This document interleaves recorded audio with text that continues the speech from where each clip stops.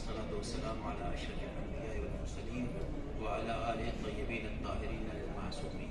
صلوات بجی محمد علیہ.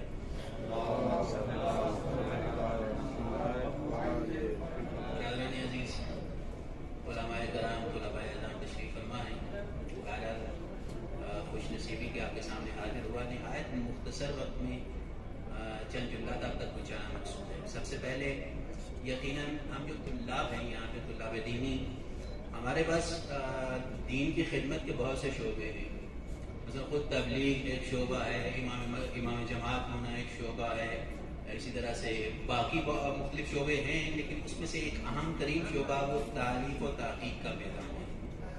اور میری نظر میں حقیقت یہ ہے کہ جو روایات و احادیث کی بنا پر ہے، تحقیق و تعلیف کا شعبہ وہ ہے جس کا فائدہ انسان کو اسی دنیا میں بھی ملتا ہے اور آخرت میں بھی ملتا ہے. ہمارے پاس ایک حدیث ہے، رسول خدا صلی اللہ علیہ وسلم کی حدیث ہے، اور یہ بحار الانوار اور دیگر کتابوں میں موجود ہے. پیغمبر فرماتے ہیں المؤمن اذا مات وترك ورقة واحدة علیہا علم. مومن مر گیا اور اس نے ایک ورقہ چھوڑا، وترك ورقة واحدة علیہا علم، ایک ورقہ چھوڑا جس پہ کچھ علم تحریف تھا. تکون تلک الورقہ یوم القیامت سترا فیما بینہ و بین النار. تو وہ ایک ورقہ جو چھوڑ کے گیا جس پہ علم لکھا ہوا تھا، وہ قیامت کے دن اس کے اور جہنم کی آگ کے درمیان پردہ بنے گا.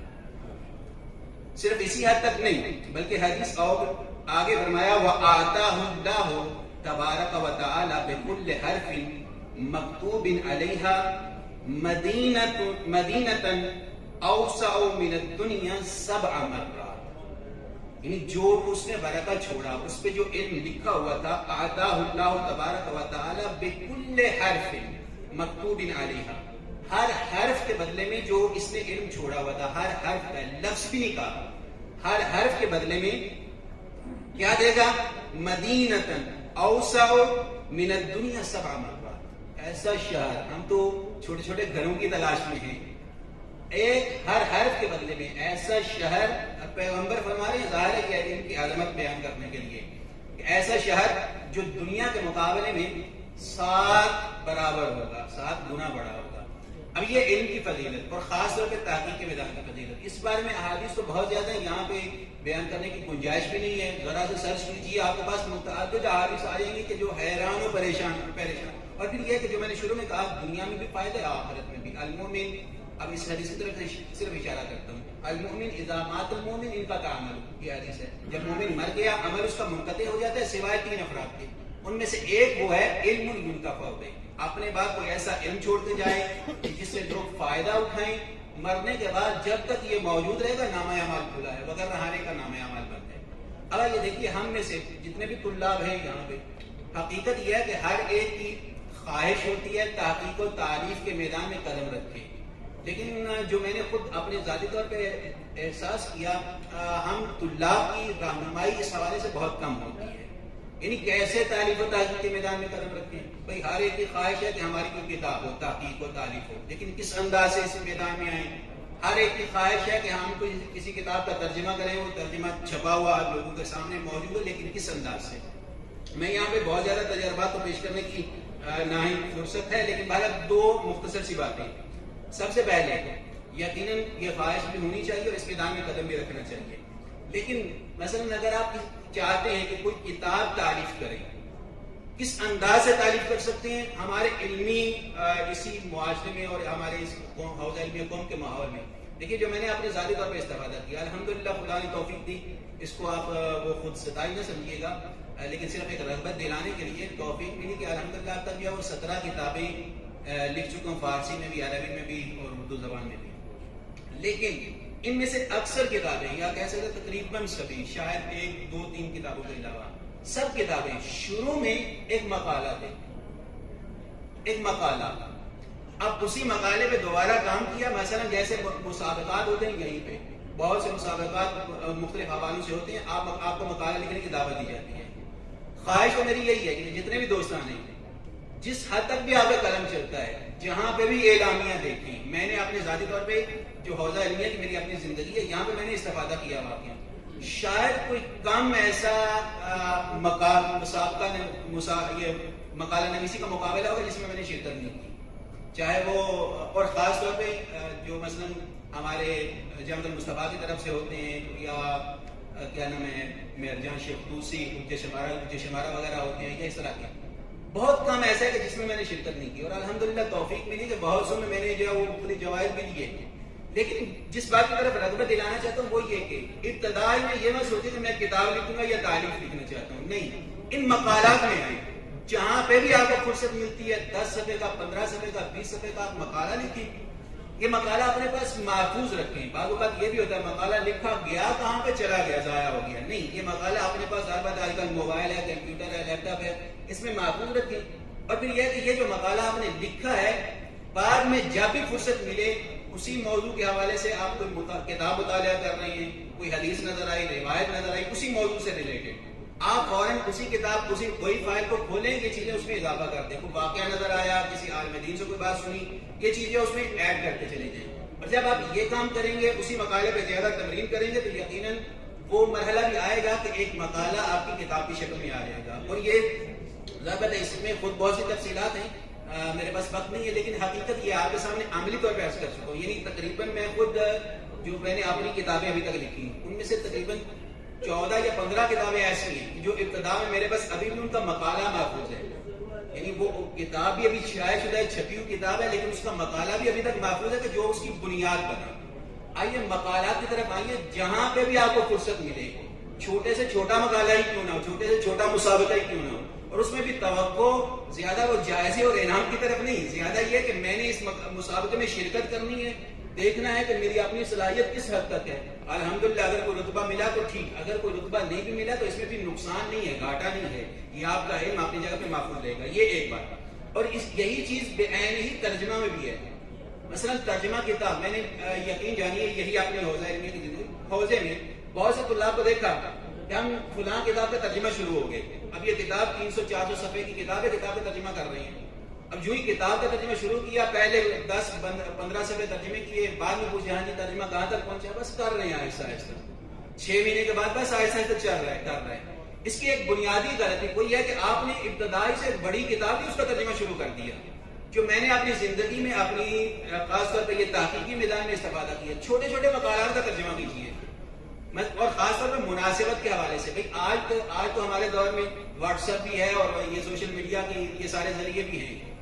کسی امام معصوم کی ولادت ہے، کسی امام معصوم کی شہادت ہے، آپ کے پاس بہت سے گروپس ہوں گے، فارسی مقالات آپ کے پاس آتی ہیں، اگر نہیں بھی تو ذرا سا گوگل پہ سرچ کیجیے امام معصوم کی شہادت، یا خاص طور پہ بیجا نامہ فلاں امام، بیجا نامہ شہادت امام باقر علیہ السلام، آپ یہ گوگل پہ سرچ کریے، فارسی میں لکھیے بیجا نامہ شہادت امام باقر۔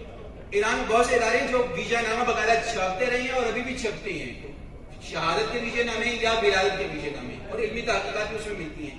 اس میں سے ایک گلچین، چھوٹا سا گلدستہ تیار کیجیے، ایک مقالہ چھوٹا سا، اسی کو اردو میں کر کے واٹس ایپ پہ شیئر کر سکتے ہیں، دوسرے یہ تبلیغ اپنی جگہ پہ ہے، اور وہی فائل اپنے پاس محفوظ رکھیں۔ یہ چھوٹے چھوٹے مقالات ترجمہ کریں گے، ایک عادت بھی ہو جائے گی، روانی بھی ہو جائے گی، آدمی کو آگے بڑھنے کی دلچسپی بھی ہوگی۔ پھر جب آپ اس حد تک، یعنی اگر 25-30 مقالات، چھوٹے چھوٹے مقالات، یعنی پمفلٹ ٹائپ مقالات کہہ رہے ہیں، اگر آپ ان کو ترجمہ کر لیتے ہیں، اس کے بعد اگر کوئی کتاب لیتے ہیں، اس کا ترجمہ شروع کریں تو یقیناً موفق ہوگی۔ لیکن اگر ابتدا میں کوئی بڑی کتاب لے کے ترجمہ شروع کر دیا تو میری نظر میں موفقیت بہت کم ہو جاتی ہے۔ اور بس چند 2 منٹ میں آخری بات وہ یہ کہ تحقیق کے میدان میں ہم شیبہ کارہ ہندو پاکستان، ان کو آنے کی بہت ضرورت ہے۔ ہمارے اپنے معاشرے میں بہت سے ایسے مسائل ہیں کہ جو ہم بچپن سے سنتے آتے ہیں، وہی ہمارے عقیدے بنے ہوتے ہیں، وہی ہمارے نظریات بنے ہوتے ہیں۔ علمی معیاروں پہ چھان بین کریں تو آپ کو تھو خالی، اندر سے کچھ نہیں ملے گا۔ پریشانی بھی آدمی کو ہوتی ہے بعض اوقات کہ ارے یہ کیا، ہم تو بچپن سے سنتے ہیں۔ اس کی میرے پاس بہت سی مثالیں، عملی مثالیں۔ ایک چھوٹی سی مثال، یہاں پہ ایک ویڈیو کلپ بھی وائرل ہوا تھا جو مجھے یہاں پہ ملا۔ بہرحال ایک پاکستانی محمد خطیب تھے، رہتے کسی اور ملک میں تھے، نام بھی نہیں ان کا لینا چاہتا۔ بہرحال انہوں نے ایک حدیث پڑھی، اور یہ حدیث بھی بہرحال میں تو خود، آپ میں سے کتنے لوگ اس کی تائید کریں گے مجھے نہیں پتا، لیکن میں نے اپنے بچپن میں بھی جب مجالس میں شریک ہوتے تھے تو یہ حدیث سنی ہوئی تھی۔ جس نے ایک مرتبہ یا علی کہا ختم قرآن کا ثواب, ایک مرتبہ یا علی کہو ختم قرآن کا ثواب. یعنی اس طرح کی بات میں نے خود بچپن میں بہت زیادہ سنی, یعنی اتنا سنی کہ ابھی تک بھی میرے کانوں میں وہ آواز گونجتی ہے کہ ایک مرتبہ یا علی کہو تو ختم قرآن کا ثواب. اب ایک صاحب نے حدیث بھی پڑھی, امام صادق علیہ السلام سے منسوب, کہ من قال یا علی مرتن واحدہ فقد, اس آگے حدیث کے یعنی وہ اس کو لیے اتنا ثواب ہے کأنہ ختم 70 مرہ القرآن, 70 مرتبہ قرآن پڑھا. صرف یہی نہیں, ختم تو ہوں انا, امام کہتے ہیں وہ ختم قرآن جو میں نے ختم کیا, یعنی 70 مرتبہ قرآن پڑھا جو میں نے ختم کیا. اب یہ حدیث سنی, میرے جیسے پتہ نہیں بہت سے طلاب نے سنی ہوگی, گزر کے بھی ایک نے خطیب نے پڑھا ہے بس سن لیا. یقیناً تحقیق کے میدان میں آنے کے لیے تحقیقی مزاج بنانا پڑتا ہے. میں نے خود سنی اور مجھے تقریباً اسی حدیث پہ 2 گھنٹے لگے. نہ مجھے کسی نے کہا کہ آپ اس پہ تحقیق کر کے دیں, نہ مجھ سے کسی نے پوچھا, نہ میرا وہ کوئی پروگرام. تو میں نے کہا چلیں اسے سرچ کرتے ہیں. اب سرچ کرنا شروع کیا, پہلے گوگل پہ سرچ کیا, عربی الفاظ لکھے نہیں ملی, سافٹ ویئر وغیرہ نور سافٹ ویئر لی, ان پہ سرچ کیا نہیں ملی, تحقیقاتی سافٹ ویئر دوسری لی, ان پہ سرچ کیا. مجھے جتنی بھی اپنی مشہور احادیثی کتابیں ہیں, ایک تو یہ کہ معتبر احادیثی کتابیں یا مستند احادیثی کتابیں نہیں, جتنی بھی مشہور کتابیں احادیثی کتابیں, کسی حدیثی کتاب میں اس روایت کا روایت موجود نہیں ہے. اصلاً ایک تو یہ کہ ضعیف روایت ہو, آدمی اس حوالے سے اعتراض نہیں, اصلاً روایت ہے ہی نہیں. اب کسی نے عربی پہ, اور ہم جیسے ایک غلطی یہ بھی ہوتی ہے کہ مثلا ایک عرب خطیب ہے, اس نے عرب تقریر کرا تو عربی میں تقریر کر رہے ہیں نا, اب وہ تقریر کرتے رہتے اس کے اپنے جملات ہیں. اور اسی میں دوسری مثال جو ہے وہ یہ بھی ہے, میں البتہ ٹائم زیادہ نہیں ہو جائے, میں ختم کر رہا ہوں. مثلا ایک سابقہ ایک عالم, ہمارے خطیب گزرے ہیں, عالم دین تھے, آپ نے یہ حدیث بھی سنی ہوگی, مثلا کلنا سفن نجات ولکن سفینۃ الحسین اوسع و اسرع, ہم سب سفینہ نجات ہیں لیکن حسین کا سفینہ اوسع اور اسرع ہے.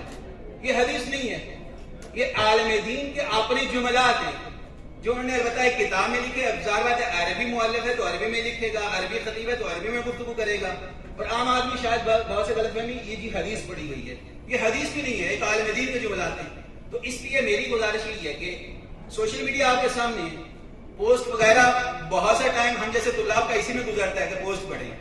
اگر کوئی پوسٹ ایسی نظر آتی ہے, خود اعتبار سے اپنے اعتبار سے تحقیق و جستجو کے میدان میں آئیں. اور آخری بات کہہ دوں, پھر آپ کہیں گے یہ آخری کر رہے, یہ اب آپ کے آخری بات وہ یہ کہ دیکھیے, ہمیشہ میرا تو اپنا یہ طریقہ رہا ہے کہ جس نے جب بھی جہاں بھی مجھ سے کوئی سوال پوچھا, یعنی تبلیغ پہ گئے, محرم میں گئے, باقی ایام میں جہاں پہ بھی جس نے مجھ سے کوئی سوال پوچھا ہے, ظاہر بات ہے کیا آپ جواب تو دیں گے نا, جب بھی کوئی بھی آپ نے سوال پوچھے گا تو آپ کوئی نہ کوئی جواب تو دیں گے, لیکن یہ جواب مستند نہیں ہوگا, اسے کتاب کے حوالے کے ساتھ جواب نہیں دیا جائے گا. میں سوال وہ خود نوٹ کرتا رہا ہوں, اور بعد میں جو ہی مثلا حوضہ میں آئے, جب بھی فرصت ملی, اسی جواب کا, اسی سوال کا مستند جواب وہ آپ نے اپنی خاص ڈائری میں, اپنی خاص فائل میں لکھ کے محفوظ رکھنا ہے. اگر اس قسم کا تحقیقی مزاج ہو تو یقیناً خداوند عالم توفیق دے گا کہ اس تحقیقی میدان میں موفق بھی ہوں گے, اور یہ ہماری باقیات الصالحات میں سے بھی ہوگا. والسلام علیکم ورحمۃ اللہ وبرکاتہ.